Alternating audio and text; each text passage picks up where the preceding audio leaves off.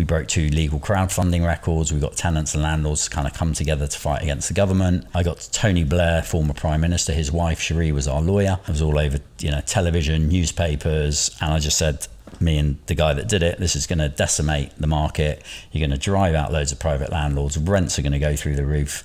And that's exactly what's happened. So it's one of the reasons why there is a rental crisis in this country. Not just that, but loads of other things as well.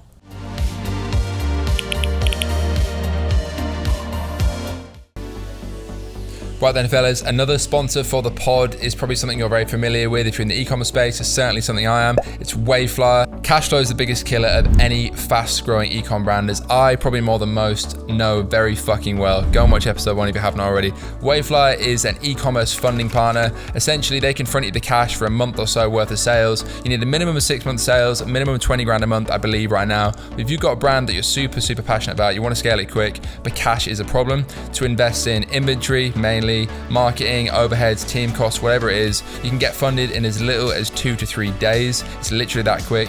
No bullshit bank loans, no personal guarantees. I've worked with them personally in the past, took a 6-figure sum off them. Plenty of guys I know in my network and people that have been on the pod and run massively successful brands have also used them as a funding partner, because everyone knows at scale, cash flow is the biggest killer, even if you are profitable. If you think this could be a fit, potentially you could be a fit for them, then go click the link below, speak to the guys at Waveflyer. It's a referral link, so we get a little fee, you save a little bit as well. Support the pod, support your business. Cash is king, especially in this market. Let's fucking go. Right, we're back with episode 72 of the Midnight Pod. I was just saying to our guests, I'm pretty fucking rusty. And don't take this the wrong way, but you're definitely the oldest guest we've ever had. And I've done 72 episodes. And I guess that's testament to the fact that all my guests have been pretty inexperienced. Whereas this is Steve Bolton, an investor into space goods. And I guess more recently has become a bit of a mentor of mine, which I massively appreciate. It's been very useful. You've got 25, 30 years plus experience in the entrepreneurial game. I don't. Most people watching this don't. So there's probably loads of shit we can dive into. I guess I don't do research. I never plan these. It was really off the cuff. But going right back, you told me a bit of your background, how you got into everything. Obviously now you're running Bolt Angels, a bunch of other things, investment network, got a bunch of cool businesses going on, including Jack.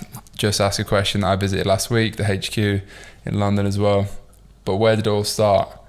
I guess going back to maybe briefly, I like to start chronologically, kind of childhood, teenage years, when the first entrepreneurial venture came about, and from there, because I know you've had some highs and lows, and I think that's probably where we can get the most value out of it.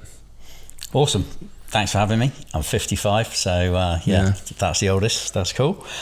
So grew up in Bournemouth. Dad was a professional footballer, played for Bournemouth and Ipswich. Mum was crazy French hairdresser, and both quite entrepreneurial. When my dad finished playing football, he bought a rundown block of flats and a high street shop for £4,000. So I kind of grew up in that entrepreneurial property kind of world, really. From the age of about 8, he gave me a little book to follow stocks and shares. He used to take me horse racing. I got into gambling at the age of about 10. And I just liked the concept of making money because I didn't grow up with any wealth, really. So whenever I wanted something, I could never have it. So I used to have to come up with ways to make money, and just did loads of like entrepreneurial things really from the age of about 8 onwards. Shit at school, didn't get any qualifications, hated it, just hated being in a class with people that teaching me stuff that had no relevance whatsoever. So as soon as I could leave school, I did. Did a computer course at college for 3 months, dropped out, again, bored, didn't see the relevance of it. I wrote a computer program at the age of 13 to predict the outcome of horse races, and the first time I ever run it, it got first, second and third in correct order. So I thought I'd crack the system. Never worked again. Got into horse racing, got into gambling, and my dad was very systematic in the way that he thought about things and taught me that. So I've always had a way of sort of decoding business, life generally, and just trying to figure stuff out in a very systematic way. Started teaching kids outdoor pursuits when I was 17, loved it, did it for about 6-7 years. Pay was crap, but I just loved the teaching, training, coaching, mentoring, seeing people develop, grow, and that's really been a passion of mine ever since. Started a business, got fed up basically working for other people, So it's about 24.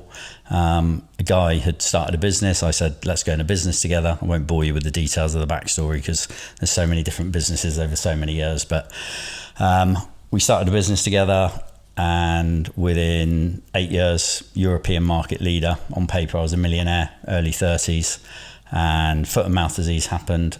And September the 11th, terror attack. So it was like an economic correction, and had to sell my house to avoid bankruptcy. That was back in 2001.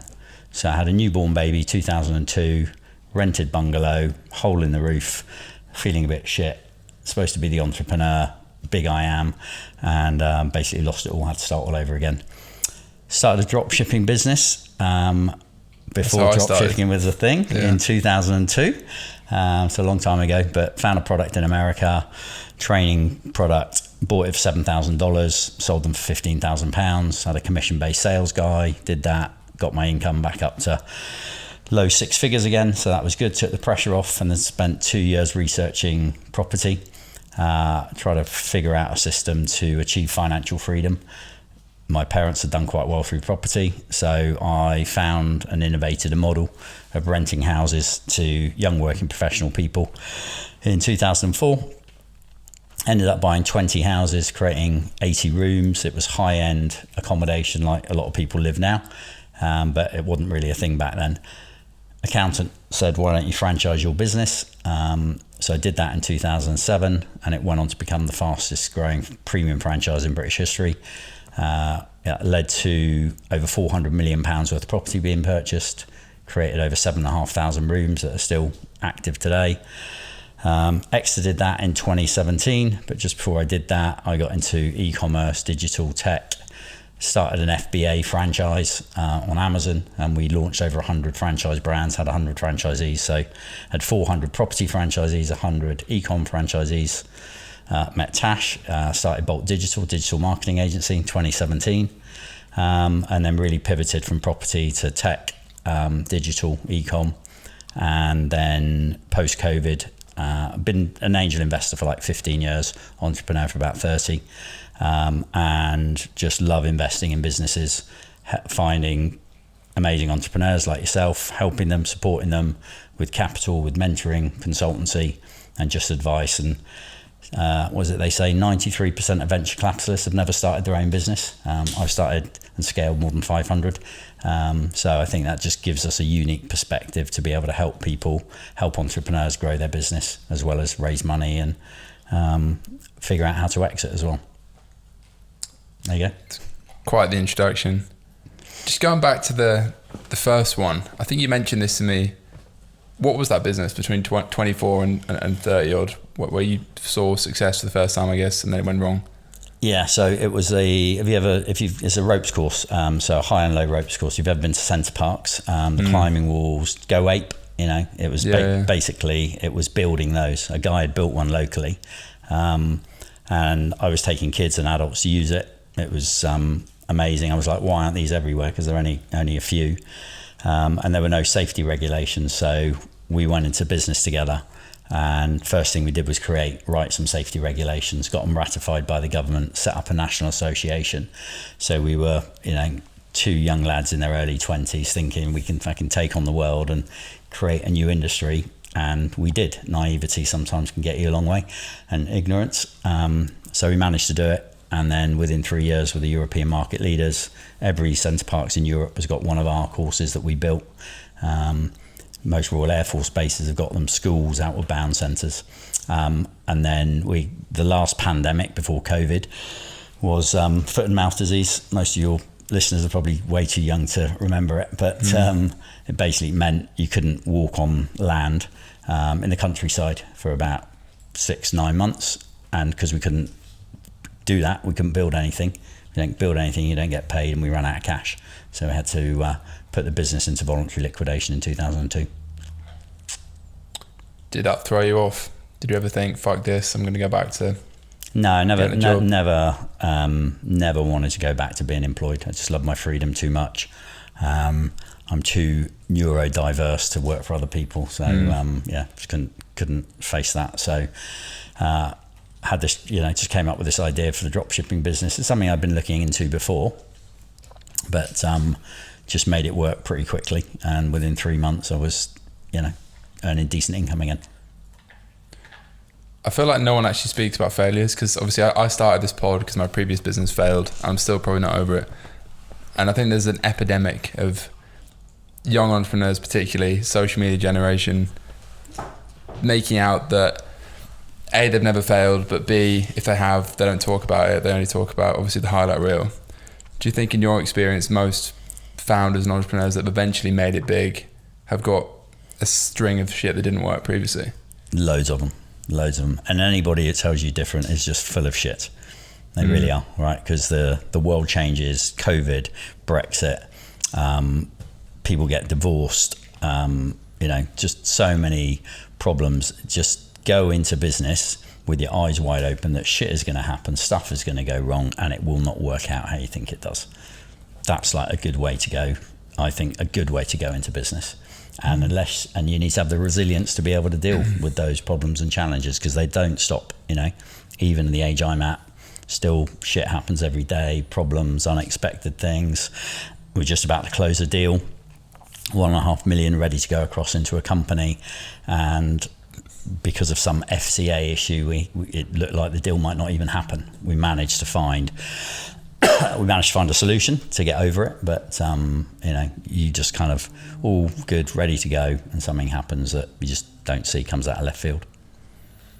Yeah, I guess you can lose money, but you don't lose experience, right? And you can compound and pivot into the next thing. It seems like you've jumped between industries. And obviously, that was a 2-minute description of a 30-year period, roughly. But was that just because your interests changed, the market changed? I mean, I've always been in consumer D2C, which is arguably now a terrible space to be, but it's the only thing I've ever really been interested in, because I like creating products and brands, and I was a creative first. That was my perspective. Like, how can I monetize creating stuff, and selling products online seemed to fit that description.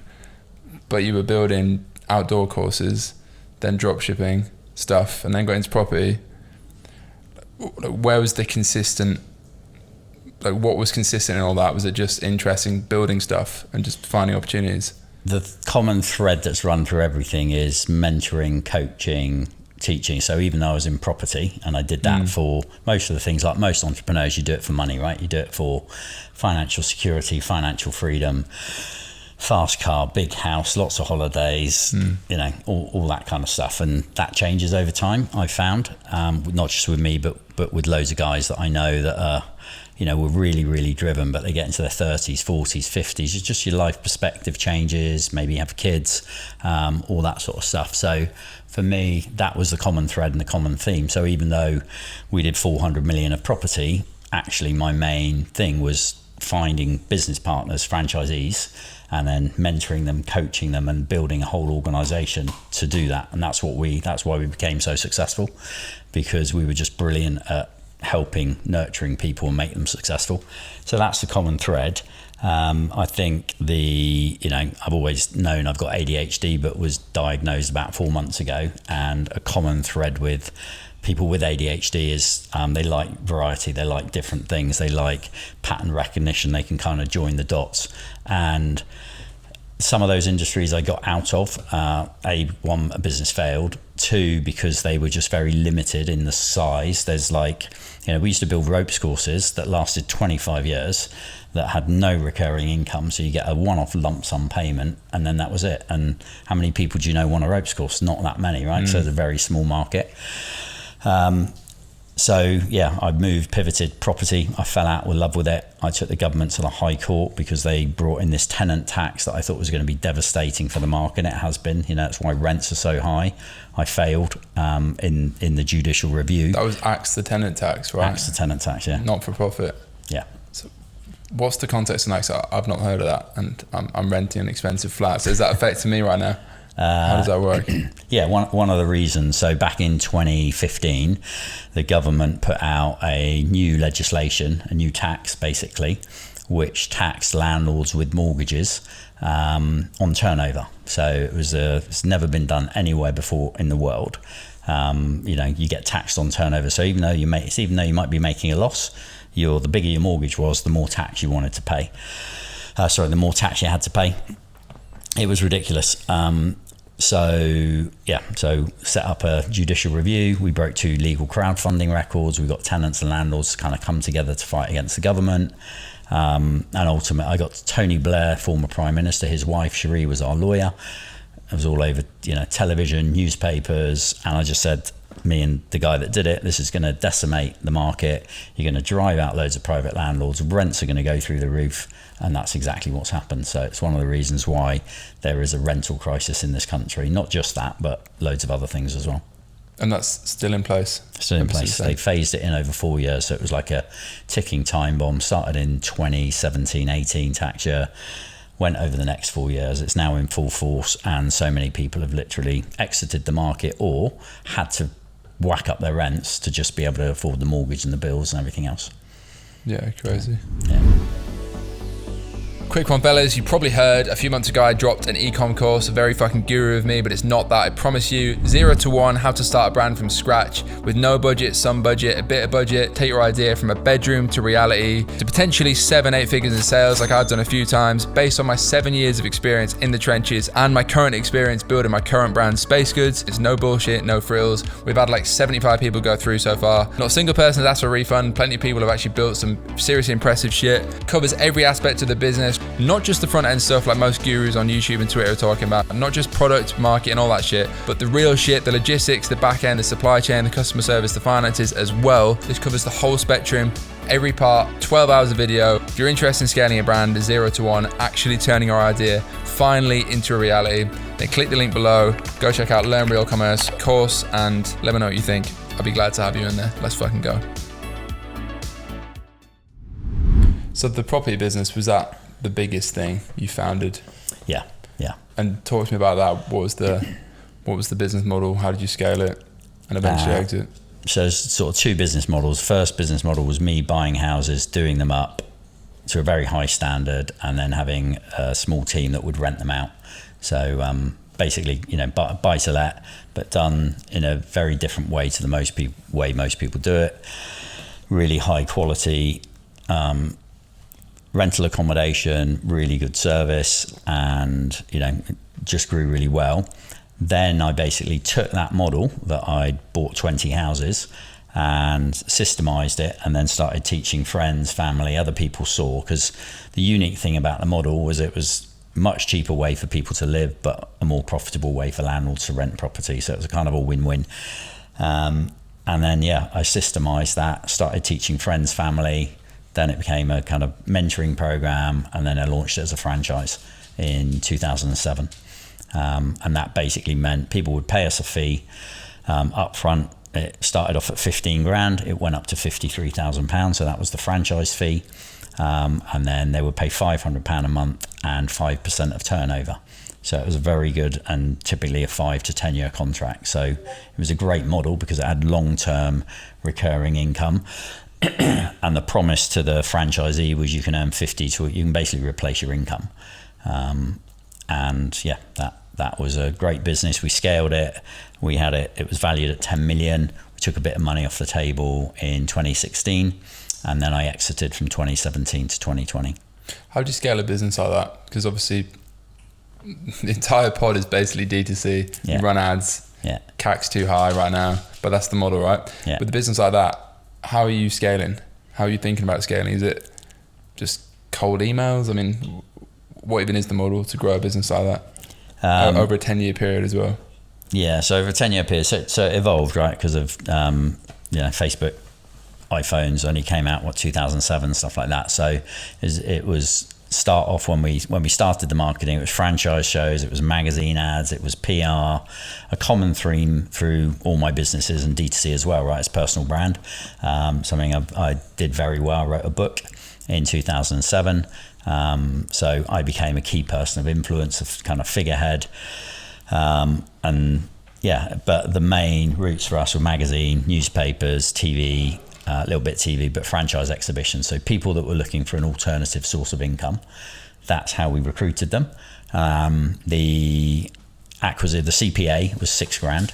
per franchisee, so it puts it into perspective. 6-month sales cycle from lead to conversion. So it's, it's a B2B sales process basically, and then it just kind of evolved over time where we did more digital, more social, but the business was really founded and built off the back of my personal brand and my reputation, and that's what we spent a lot of time and a lot of money. So we would spend, internal team was about $500,000 a year cost for the sales and marketing team, and then we'd spend about $500,000 on ads and shows and that kind of stuff. How do you build a personal brand pre-Instagram, TikTok?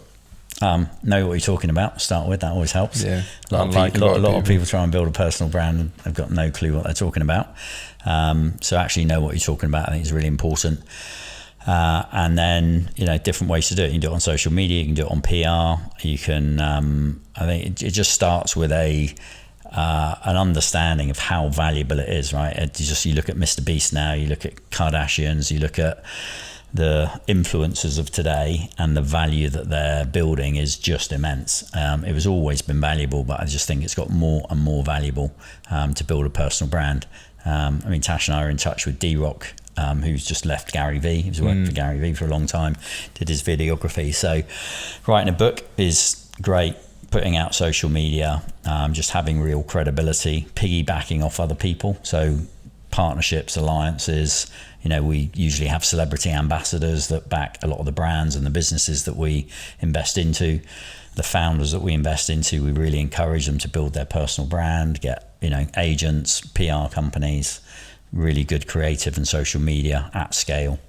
So a load of different ways to do it. But so coming to that period when you sold the business, you said that was 2016 and 17. Was that like two separate parts of the acquisition? How did that work? And then you completely left, then moved on to Bolt stuff. Yeah, so we did two things. So we did a partial exit. So basically we had 400 franchisees, 25 of them bought into the business on a valuation of 10 million. And then after a year later, when I took the government to the High Court and we lost and stuff like that, and also I'd been there, done it, right? I get bored after a while. So scaling a business from an idea to a team of 30 full-time staff, 30 part-timers and consultants, and 400 franchisees, it was just like same old, been there, done it. There's not that much more I could learn from it. So then I did a phased transition of 3 years from 2017 to 2020, where brought business partner took over as CEO from me, built a stronger management team, board of directors, that kind of thing, and then I exited in 2020. Do you think exiting and getting a big payday changes your view on the world? And did it change yours? Because I'm probably like most young guys in particular, I think the answer is a big payday, and then all my problems in life will be solved. My mind will be at peace. Yeah. I can buy everything I've ever dreamed of. Is that a myth? I don't think it's a myth. It happened, you know people it's happened to. I've got, I know people it's happened to. I've had some, pretty decent paydays. But I think that it's high risk, right? It's kind of high risk. So the number of times that I've started a business and thought, right, this is going to be the one that's going to give me a big payday. And it hasn't. Right, and then you're just like, shit, I've got to sell my family home because that one didn't work out, and got to start again. Or you have a business partner that you think is doing a good job and running his side of the business. At one point I had 2 companies and had a business partner running one of the businesses, I was running the other, and he completely fucked it up, and I didn't know. He was, bullshitting me, telling me lies, all that kind of thing. So, so I think the safer way to go is to make sure your income exceeds your expenditure, right? And just focus on that as a priority. Don't spend more and more and more. I had a mentor once in 2002 when it all went tits up, and one of the things he recommended you do is like cost out your ideal lifestyle. So I did that, and I had like on my vision board with things like a holiday home in Florida and a Sunseeker and a this and a that and 6 cars, and he got me to cost it out, and it was like, okay, to live that lifestyle you need to earn 750 grand a year, right? And it's like, what is the cost of that, and do I actually really need that? Because you can only drive one car at one time, right? You can rent a car when you want to, you can rent holiday homes or Airbnbs or whatever. So there's a thing that called the burden of ownership, right? And so it's something, it's been like a big change point in my life where it's like, do I really need to own all these material things? Because they all come with a burden, you know. Tash and I rented a place in Ibiza, amazing apartment, did it for 12 months. At the end of the 12 months, we're really busy. You know, we love Ibiza. We were going every month, but if we'd have bought that, you know, we would have had the buy costs, the sell costs, the taxes, the burden of ownership. We could just decide, great, 12 months, amazing, use it as much as we like. Actually, we're done with it now. We'll let it go, you know.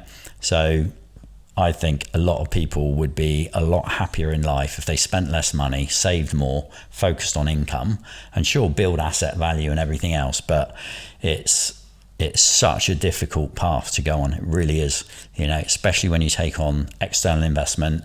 You've got more mouths to feed, you've got more opinions, you've got, you know, and the further down that path you go and you get into VCs, you know, angels I think are great because they're a lot more forgiving and a lot more supportive. But as soon as you make that next step up, you know, we were talking earlier about term sheets and stuff like that, and people joining board of directors and whatever. It just brings in a load of complexity, which is the antithesis of what most entrepreneurs want, which is freedom, flexibility, choice. The reason we're entrepreneurs is we can be the masters or mistresses of our own destiny, right? And as soon as you start bringing in serious money, and then those people might want an exit, whereas you might actually say, you know, if you didn't have to please other investors, you might say, you know what, actually I'm going to scale it back for a little bit. I'm going to run the business, but smaller scale, still throw off a load of profit. So, you know, I'm not saying don't do it, right? But it's not easy. It's high risk and it's a painful process and quite hard to get right. And you always hear all the success stories of people that have done it and done really well. But trust me, for everyone that's got it right, there are fucking thousands that have not. You know, that are suffering and struggling and won't get that big payday. So the safer way to do it is what I said, you know, just earn more than you spend, keep your costs as low as you can, try not to own too much stuff and have that burden of ownership. And if you do make it, great, you know, if you do hit the big time, great. But I'm always really, really focused on risk and what can go wrong because I've just had so many things go wrong over the course of my life. But is that to say if you're an entrepreneur, you should not pursue it, or you should pursue building a profitable business and not wait for an end goal? Yeah, I think the you know, one end of the scale you got bootstrapping, at the other end of the scale you've got these companies that go out and raise tens, hundreds of millions of pounds and everything in between. And I think the safest way is to kind of bootstrap. You know, the number of pitches, I used to be on like a Dragon's Den kind of panel for about 10 years. And we get all these pitches where people are like, got this idea and I need £1 million or £500,000 or 5 million. It's like, no, you don't. You can, what is the minimum viable product? How quickly can you get a product? You know, it's like, I've got a Danny who started Jack, Just Ask a Question, the mental health tech platform. Before that, and he's still got it, but he's not that heavily involved in War Paint for Men, quite a, you know, prolific D2C brand, high street, all that kind of thing. And actually he thought men's makeup. I wear makeup. There's no brand that I can associate with a man to help me, you know, with the stuff I want to do.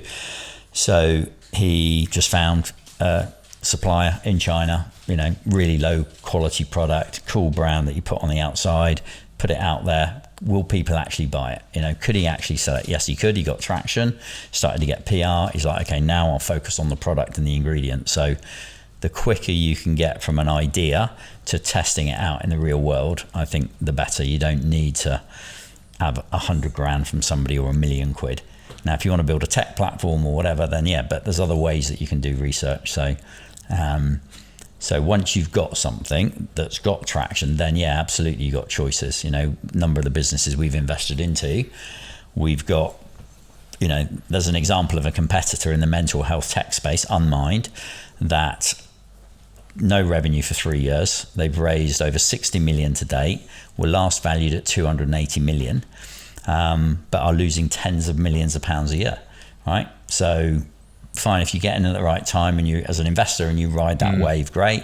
If you're the founder of that business and you're doing well and your shares are worth a lot of money and stuff like that, it's cool. But businesses like that also crash and burn and lose people a shitload of money. So, it's for you pays your money, you takes your chance, right? It's for each person to make their own choice and their own decision. But as a 55-year-old with grey hair and wrinkles, having tried to hit the big time a lot over 30 years, the amount of times that I have versus the amount of times that I haven't are disproportionate. And maybe I'm not a very good entrepreneur. Maybe there's somebody who tries it first and does really well. But yeah, it's not easy to get the big payday. But if you're truly an entrepreneur, surely you want to go after that anyway. That's just in certain people's blood, right? Or are you saying there's a better way to do it and still pursue your own, founding business interests? I think it is probably reflective of my age, right? Because if you're not married, you don't have a partner, you don't have kids, you don't have a mortgage, that kind of stuff. If you're in just generally investment advice is the younger you are, the higher risk you can take, and you should take, right? Because the consequences are not so significant.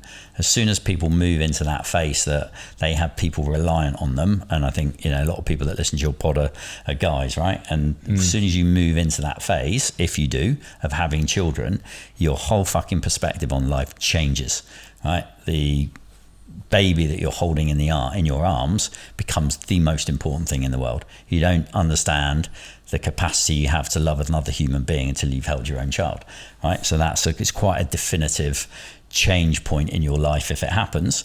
And then you sort of think, okay, where are they gonna, how are they going to go on holiday and clothes, and what school are they going to go to? And it just completely changes your perspective on life. So if it's in your nature to go for it in a big way, balls out, try and hit the big time, the younger you can do it when you've got less responsibility. And if you do fuck it up, then, you've had fuck ups, I've had fuck ups. If that happens, then it's not affecting that many other people. You just got to be resilient enough to know, or to find out, I don't think you ever know whether you can handle that, right? The kind of stuff you went through when your business went to the wall with previous business, it's fucking hard, right? You got people going after you and death threats or whatever. It's like, it can be fucking horrible, right? So that, so if you want to go for it in a big way, high risk, high reward generally is true. But it's not just high risk, high reward in a financial sense. It's an emotional sense. It's in a personal sense. So yeah, just most people are not cut out to be entrepreneurs. The statistics show that 19 out of 20 people are employed and 1 out of 20 is an entrepreneur. Why? Because it's hard. You work longer hours, you earn less money, there's more risk, and it's more volatile. I'm not saying don't do it. It's fucking amazing. I wouldn't do anything else. I could never be employed again. Yeah.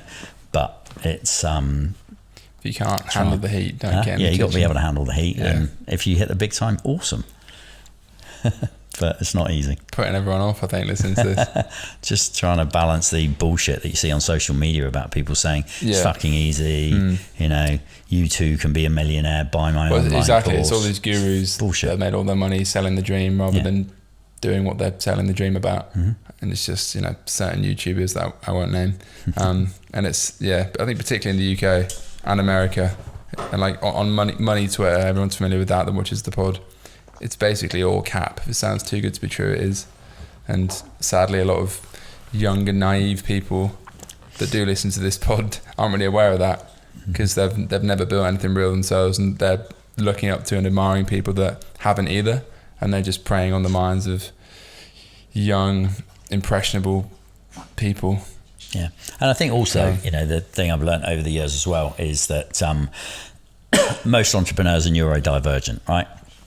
We're ADHD, we're autistic, we're bipolar, where you just have to be different to be able to take on the level of risk that's involved. Most normal people that are not neurodivergent, whatever normal is these days, but they have a better balance. If you look at an ADHD brain, for example, a brain scan, and a non-ADHD brain, there's a difference in the physiology and the biology of how they're made.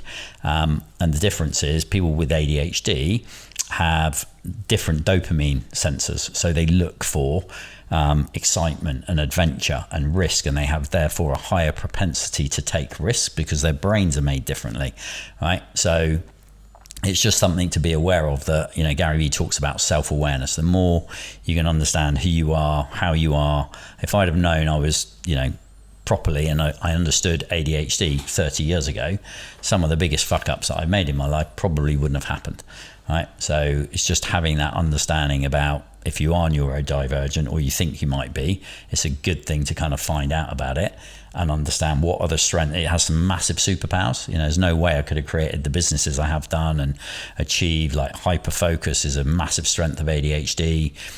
Pattern recognition, where, like, you know, I'm literally the only person in the world who's ever franchised real estate investing. You know, it's just never been done before. So to be able to make that, you know, buying and renting property and doing it up is almost 15 franchises all combined in one. So you got to have a pretty unusual brain to be able to figure that kind of stuff out.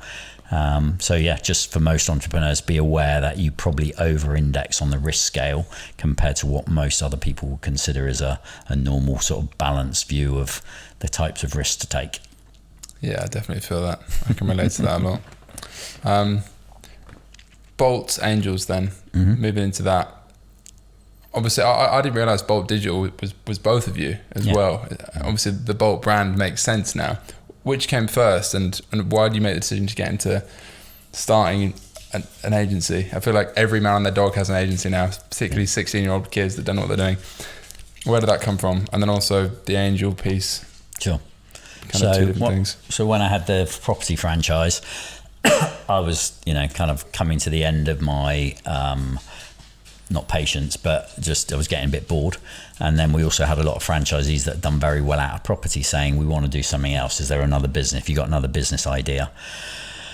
And so I knew a couple of guys that were doing FBA, doing very well. They'd started training other people. So, and they came to me and they said, we've just done 2 million in revenue. We're training people how to do FBA. This was back in 2014, 2015, when it was kind of a fairly new thing. And the guy said, you know, can I pay you for a day of your time, because we've done 2 million, there's only two of us, and we just would like your advice, and we don't know if we need an MD or not. So anyway, I spent some time with them and said, we could franchise this. So long story short, we started a franchise in that world. That's how Tash was going to join the property business at one point, but didn't, but joined the e-com business and became a mentor on that. So we scaled that pretty quickly. She became a mentor, did well with her own FBA brand, and has just got a long history in kind of media and marketing. And then I'd just been given a couple of months before the sort of okay to do stuff outside of the property businesses that I had with two business partners. And we were sitting over I can't remember if it was a cup of coffee or a glass of wine, but one of those two. And I just said, you know, what are you up to? I knew what she was up to. And I said, do you want to go into business together? So in terms of like the thought on my part of like, oh yeah, I want to go into digital marketing and, you know, we can make an amazing business. It was actually the person. And then she said to me afterwards, she was just like in her head saying, well, what's the worst that could happen? So we basically shook hands over a thing and agreed to start a digital marketing agency. So that's what we did, 2017, scaled it to 1 million, decent level of profit within about 2.5, 3 years. Learned a shitload about it. We took a brand, D2C brand called Absolute Collagen, from £1,000 a month to £1 million a month. They were, you know, it's in the public domain, but they sort of did a partial exit on a valuation of 43 million within 5 years. And it was just a 55-year-old lady with two daughters, started it in their home in Wolverhampton, and Tash and the team did a lot of the marketing. They were the outsourced marketing department. I helped with, you know, finances and a little bit of the business strategy and that kind of stuff. But yeah, that really just showed us that the potential of learning through. So having an agency, I think, can be great. There's some really big ones, really successful ones, but most people fucking hate agencies, and I do as well generally, because they bullshit. You know, they promise the earth, they deliver very little. Yeah. And we were very different in that we were an agency that were based on numbers and analytics and metrics, and we understood unit economics and what were the things that really drove value in a business. So we came at it from a very, very different standpoint and had some amazing successes with our clients, but then pivoted that and saying, okay, well, somebody that within 5 years can build a business worth 43 million, and we've done the majority of the marketing for them over that period. Shouldn't we be doing this ourselves? So that's what we decided to do. So we acquired a pet brand, Buddy and Lola, pet supplements for dogs, healthy natural supplements for dogs. So we scaled that, but then we realized that the D2C bubble was kind of coming to an end, and it was going to start getting really fucking tough. And it had a bit of a bounce through COVID. But D2C is tough, right? It's all the stuff you talk about on this pod about stock and, Brexit and shipping and, customer whims and needs changing and competition coming in and CAC to LTV ratios and all those sorts of things. I think you've got an amazing business, which is why we invested into it, right? Because you're amazing, the unit economics are amazing, the product's amazing, but it's in a tough market. You're kind of, anybody trying to scale a D2C brand is, kind of trying to sunbathe in the winter at the moment. It's tough. It's tough out there. It's a lot harder than it was. Yeah. So then we pivoted from the original plan was Bolt brands. We were going to launch 10 D2C brands and scale them, and each one was going to be worth at least 10 mil. So build, a D2C sort of family, if you like, of brands worth 100 million. And then just pivoted a few years ago. We've been making angel investments ourselves. And one of the ones that we made, Triple Whale, within 2 years went from pre-seed at 5 million to a Series A at 171 million, and then an even bigger Series B. And we invested into that. Didn't have to do any work, had no products, no customers, no shipping, nothing. It was just, it's just investing into some really smart entrepreneurs that scaled a business.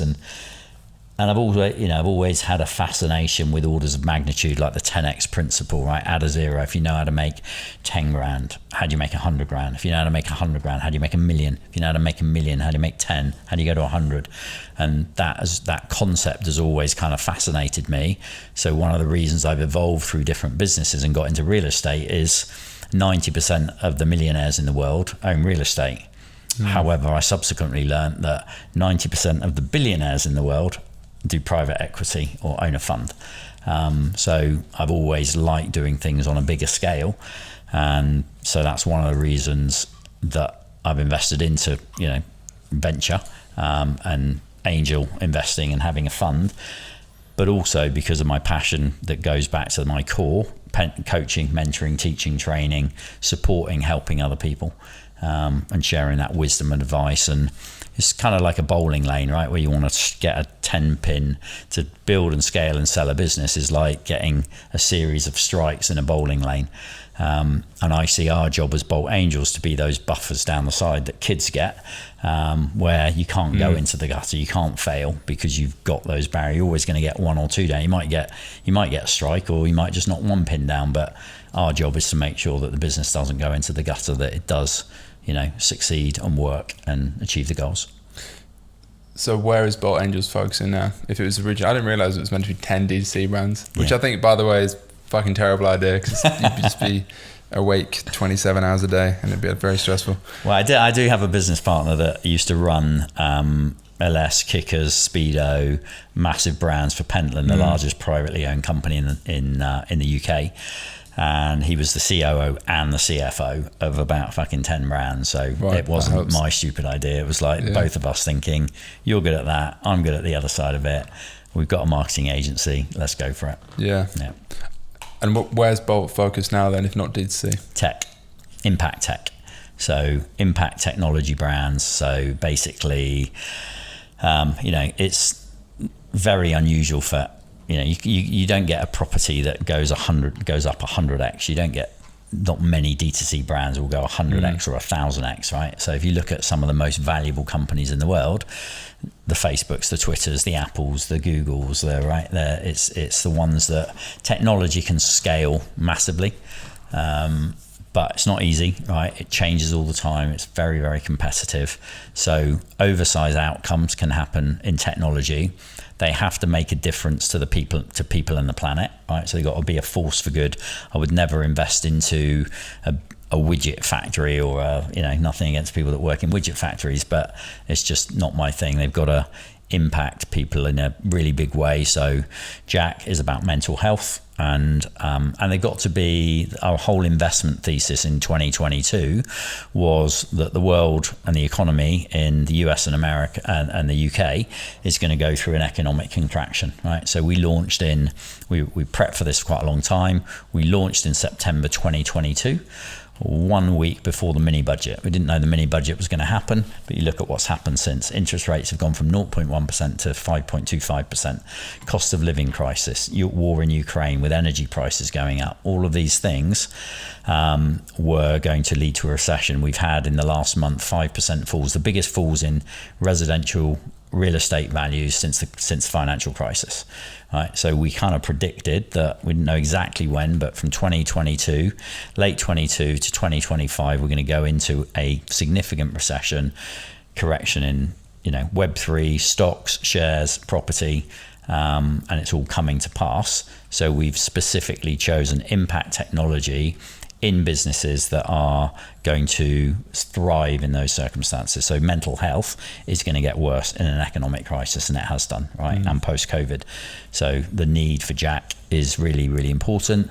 And then we've got another investment that's riding the wave of AI. It's the Airbnb of cloud computing, matching unused server space with people that want that demand for video processing, for AI, all of that kind of thing. So the need for compute power is massive. So Kudo Ventures has built a platform, spent about 10 million quid, spent 5 years building this platform, and we invested just when the AI explosion came. But it reduces CO2 emissions by 70%, so it's a real force for good in the world. So for us, it's about impact tech on businesses that can scale and be worth at least 20 times the amount that we invested into. And you raised that just off high net worths in terms of, is it a fund or how is it structured? It's a syndicate. So basically we put our own cash into every investment, but it's also we have other partners, what we call capital partners, that come in. They don't have to put in any time, but they can invest their money with us. It's EIS, most of them are EIS, so it's very tax efficient. And they can, have the kudos of being a fund owner or, somebody involved in essentially it's a syndicate rather than a fund. So that's our core investment strategy, but we also have a secondary one, which is providing debt finance for D2C e-com brands. So a bit like you've done, we do with Buddy and Lola, the sort of Wayflyers, the Shopifys, the Amazon. We also provide that kind of finance. So sometimes we'll invest in equity into D2C brands, but also where there's a debt finance, because then that, as a syndicate, we give our investors the opportunity to make capital gains in a very tax efficient manner, but also to earn income on the way through, because a lot of these revenue based finance businesses are charging 12%, 15%, 20%, 25%, and actually we can try and bring that cost of capital down to sort of below 12%, which is what we try and do. So it's good for the investor and it's good for the D2C brand. Yeah, definitely. Was I the last D2C brand you're going to touch then for a while? Was that your one? Yeah. Probably, yeah. Yeah. From an equity point of view, yeah. Yeah, definitely. Do you think there's a consistent theme in terms of investing? Is it the business or the founder or both? And which one first, do you think? For me, timing first. So what is the cycle? I think it's probably one of the most undervalued but in most important aspects of, we talk about it, right, with space goods. Imagine if you'd have started space goods in 2014, 2015, right, when Instagram, Facebook ads were just starting to get traction, D2C was just starting to become a thing. If I'd have started my property business, I was early in doing it, so it worked, but it was hard. Nobody knew what the fuck I was talking about. I would go to estate and letting agent. I'm going to rent out rooms to a really high standard, provide all the facilities, cleaner, this, that, and the other. And they're like, why do you want to do that? You want to do student letting, mate? And these are all people that have been in the industry for a long time. So I got into that early and was able to ride the wave. So I think timing is, for me, really, really important. And knowing where you're at in that cycle and just understanding that there is a cycle, and it will be, you'll be too early, you'll be in the middle, or you'll be too late. So choosing that timing is really important. Then it's about people. I would always prefer to invest in a great team and a good business rather than a good team and a great business, because a great team can make a good business great. Because so much of business is about execution. So many people think it's about the fucking idea. I've got a pitch, I've got a really good idea for this or that, or we get 20, 30, 40 decks a week, with great ideas. It's like, what is your ability to execute? One of the reasons we invested in Space Goods is because you've got a track record of execution. Okay, it didn't work out as you wanted it to, but to do what you did with your previous business, at the age you were at, is fucking remarkable, phenomenal, and so that's what it was. It's like timing, not brilliant, but the unit economics of your business, so that's a third piece, is the unit economics, a CAC to LTV ratio in a D2C sense, fundamentally important. The number of people that have come up to me and Tash before, I always remember a guy with fucking tea bags, selling tea bags, D2C, right? AOV of £3.95, LTV of £12.60, CPA of like 25 quid. It's like, mate, seriously, do you realise how long it's going to take you? And yes, you could do bundling and all that sort of stuff, but so many things, but timing fundamentally important, the team, the unit economics, and then the business, the product, but that can evolve and adapt, right? So I think that's a less important thing, but it is, it still is fundamentally important. You've got with Space Goods, you've got a differentiated product, it tastes good, it's going up against coffee, it's you got the mushroom angle, and that's going to grow and explode, and I think you're ahead of your time with that, right? And there is going to you keep nurturing that and developing that, I think there will come a time where that will hit the big time, and you will be really, really well positioned for that in the future. Yeah, definitely. So I guess good timing with mushrooms, just bad timing with D2C. Yeah, D2C is hard. A lot of my mates that are in D2C are also finding it harder than it used to be. Yeah, I think it's probably better to start a business in a hard time rather than start in a good time and then think everything's easy, right? Mm-hmm. I mean, I definitely worked less hard a few years ago, and it was definitely easier to print money from a laptop. Yeah, it's just not like that anymore, which is why I think there's a lot of people selling courses and just kind of there's 20 people running an SMA agency on Twitter for every brand owner, like if not more, because I think starting a brand is really fucking hard. Yeah, but it is, but if you're doing it right, it's hard to get out of it. So my top tip would be build your personal brand at the same time, right? Because your personal brand will stay with you forever, right? And you build an audience, and you build a following, and you build traction from a personal brand point of view. That's why I've got the podcast. Yeah, exactly, mate. Yeah, and it makes money, right? And so building that personal brand alongside it, and even if it crashes and burns and whatever, documenting the journey like you do is such a smart thing to do, because the brand might fucking fail, right? But people will just be like, well, you gave it a shot, right? And no holes barred, this is what happened, and that will stay with you as long as you can kind of do that congruently and ethically, and you're not trying to rip people off, and it just has massive value that will stay with you for a long time. Plus you get all the skills, the learning, the content, all that, the people that you're going to kind of meet through doing it. So, and you can take that with you, whereas the business might go to shit, but you're still you, and you built a personal brand, an audience, and a following and skills around that. Yeah. That would be a difficult episode if the business went to shit and I had to say that I'd failed. I think that's part of the reason I put stuff on the internet, is the pressure of being public about something. And there's definitely an element of benefit to that.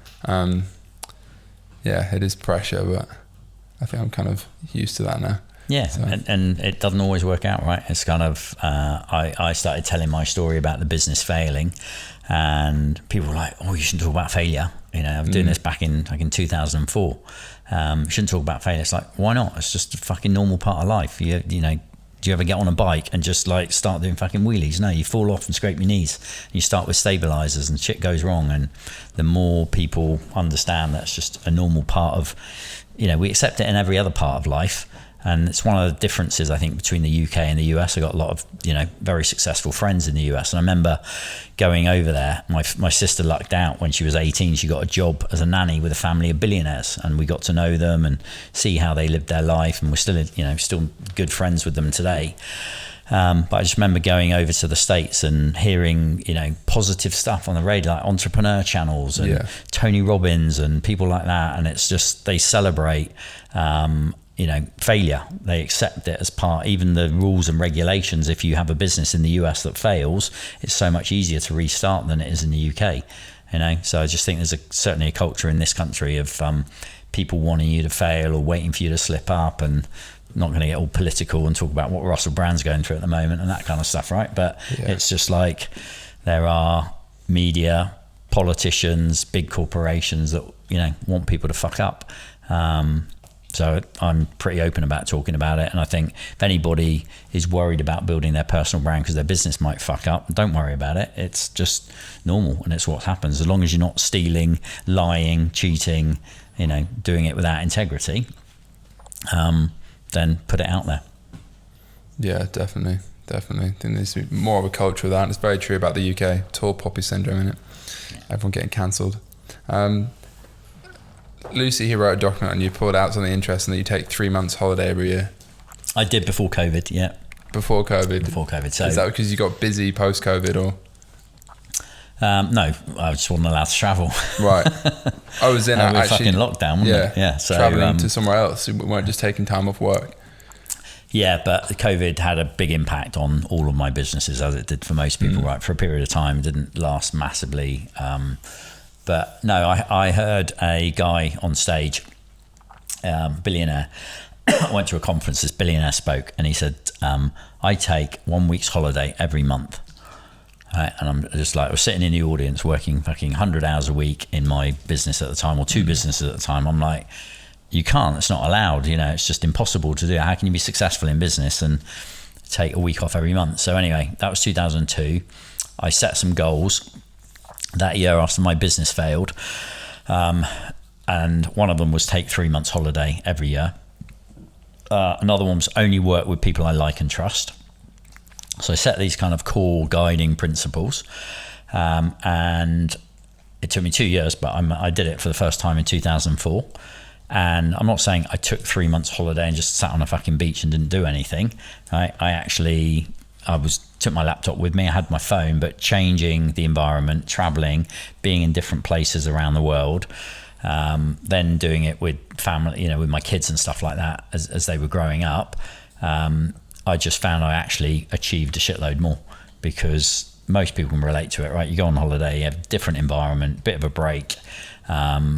I can't go on holiday for more than 3 or 4 days without my brain catching up with me and wanting to do work, right? I love it and I enjoy it and stuff like that. So I would typically go away, maybe wake up 5, 6 in the morning, work through to 11, sort of 12, get stuff done, and then just go off traveling or, explore, go fishing, whatever it might be. And I found I was more productive and built a load of successful businesses. So I did that 3 months holiday every year from 2004 through to 2020, stopped during it for COVID, and then we took this place in Ibiza and went over there every month. So I just find I'm, different. There's a great online thing by John DeMartini called The Values Factor or The Values Effect. I don't know if you've ever done it, but it's 13 questions, and you just answer these questions and it spits out what your core values are, because most people think it's shit like honesty and trust and love and those sorts of things, and it might come into it, but for me it was entrepreneurship, business. I love business, one of my values, because the true test of your values, what do you spend your time on, what do you spend your money on, and what do you talk about most of the time or think about most of the time? That's really what you value, the core essence of what you value with those things. So for me it's entrepreneurship, travel, kids, family, my relationship, important relationships in my life, the sea, being on boats, right? So you wouldn't sort of say, how the fuck can boats be a value? Well, it's where I spend a lot of my time, it's what I think about, it's what I enjoy doing. Travel, I love doing it. So the more you do those things that are in line with your values, the happier you are, the more fulfilled you are, the more productive you are. You've talked on one of your previous podcasts about happiness. I don't think happiness should be the goal for people. I agree with you, it's fulfillment, right? Because we can't be happy all the fucking time. You don't have, you don't have night without day, you don't have black without white, up without down. You've got to have that variety of overcoming challenges, right? Doing a fucking marathon is not fun, right? During the last 5 miles, 6 miles of a marathon, I didn't find them enjoyable, but I was fucking fulfilled after I'd done it because I'd achieved something, you know. So I think understanding what those values are, for me, it's travel.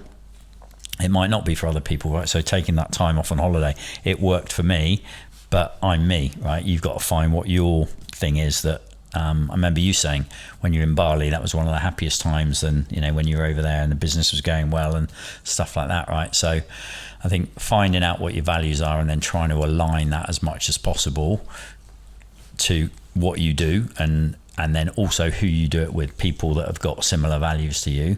You know, I'd encourage anybody thinking about a relationship or in a relationship, this might be dangerous advice, but if you do that values exercise, what's it called?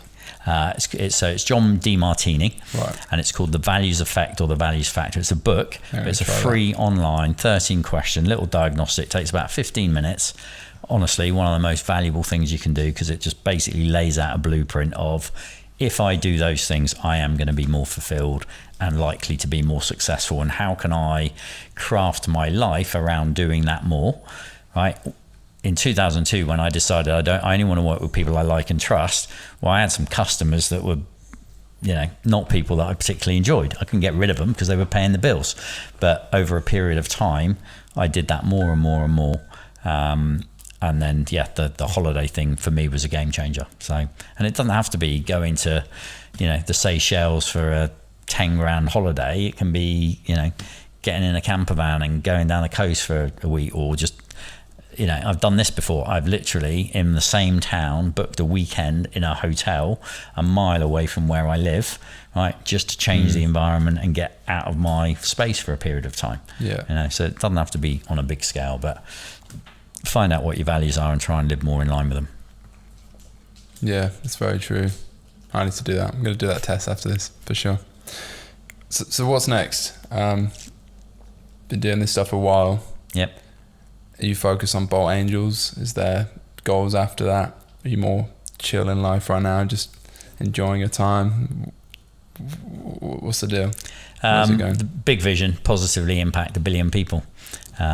So big goal, but I'm very fortunate to know and work with Mo Godat from Scary Smart and the ex-Google guy. Yeah. We brought him in, met him through a mutual friend. Danny met him in Jack. He loved Jack as a mental health tech platform. He's got a goal of making 1 billion people happy. And so he's at 51 million, I think, or 52 million, something like that. So when you're around people with those really big goals, and I genuinely think Jack has the potential to change the world and make it a much better place in the world of mental health, and kudo. So for me, it's just doing more of that, supporting the companies that we're invested into, supporting entrepreneurs like yourself to just achieve their, you know, full potential, realize their full potential, and through that, you know, just make a big positive impact in the world. And I think I've stopped wanting to do that myself. Somebody said to me once that you can achieve anything you want in the world or in your life as long as you're willing to give other people the credit. Okay, so for me, I'm quite happy. One of my favorite books is called The $1 Trillion Coach. I don't know if you've ever heard of it. No. So it's I can't even remember the guy's name, Bill Campbell, I think it was. But it's basically, the book was written for him as a gift after he died, because he mentored Steve Jobs, Mark Zuckerberg, the founders of Google. It was actually Eric Schmidt, the CEO of Google, and a few other guys that got together and said, this guy has made such an incredible difference to all of our businesses and all of our lives. We should write a book in his honor, distilling the principles. So one of my favorite books of all time, recommend it to anybody, called The $1 Trillion Coach. And yeah, so for me, it's about magnifying the positive impact that I can make on the world. That's why I do what I do. It's what gets me out of bed every day. As long as I do that in line with my values, through the fund and Bolt Angels, we're making a difference to the investee companies, but also the shareholders that we've got in the fund, right? I've kind of not done it where I own 100% of it and I'm never going to let anybody else in. We've kind of democratized fund ownership by people can invest in the company at 25 grand upwards. You know, typically we recommend 25, 50, 100 grand, but that brings them on the inside. We got our AGM tomorrow, right? I'm just really looking forward to, this is what we did in the first 12 months, this is what we're going to do the next 12 months, and sharing those opportunities and insight and learning and community with more people. You know, did it before my franchise business. We had over 400 franchisees, and I got massive satisfaction from changing people's lives through the business that we had. So Bolt Angels for me make a lot of people a decent amount of money as, you know, our angel investors, our capital partners, but really make a massive difference on the brands and the businesses that we invest into, and help them achieve their full potential. So doing that alongside boating, fishing, you know, being a good dad to my 4 kids, the best that I can be, being a good partner, being a good friend, you know, just looking back on my life on my deathbed thinking, yeah, that you did pretty well. Nice. Final question. I ask it to everyone. It's a bit typical at this point, but 3 bits of advice to your 18-year-old self upon reflection. To my 18-year-old self, or 18 other generally? To mine. To mine.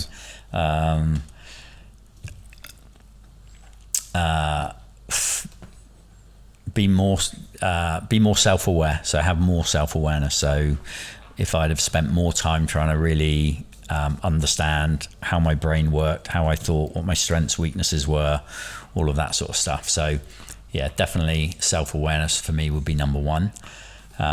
Number 2 is don't underestimate what you can achieve, because if I think now what I've achieved, I would have thought no fucking way when I was 18.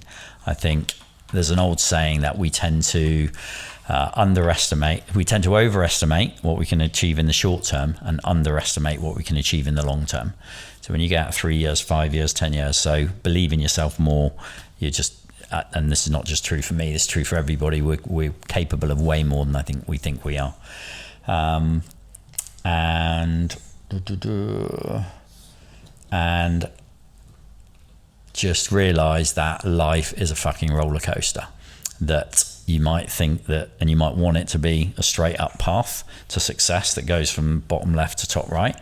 It doesn't. It's a jiggly fucking mess that goes up and down and backwards and sideways and forwards, and you know, so just build resilience through these challenges that come. You know, don't expect things to be an easy ride, because they won't, and really focus on building your resilience and see every problem as an opportunity. Don't just expect you're going to get to a place in life where there are no problems. There will always be problems, and the best piece of advice I try and give my kids is learn to love problems. Learn to love solving problems. I think that's one of the best pieces of advice I can give people, is learn to love solving problems. Don't just think, oh, it's a fucking problem, and be down about it. Try and flip the psychology. Yeah, that's a good one. I like that. That's a point with some experience behind it, I think. Yeah. Unlike a lot of our guests who probably say the same stuff. It's been a pleasure. Always, mate. Hopefully my listeners learned a lot. I certainly did. As always, subscribe to the pod. We're back on weekly episodes now, and we'll see you in the next one. Cheers for watching. Peace.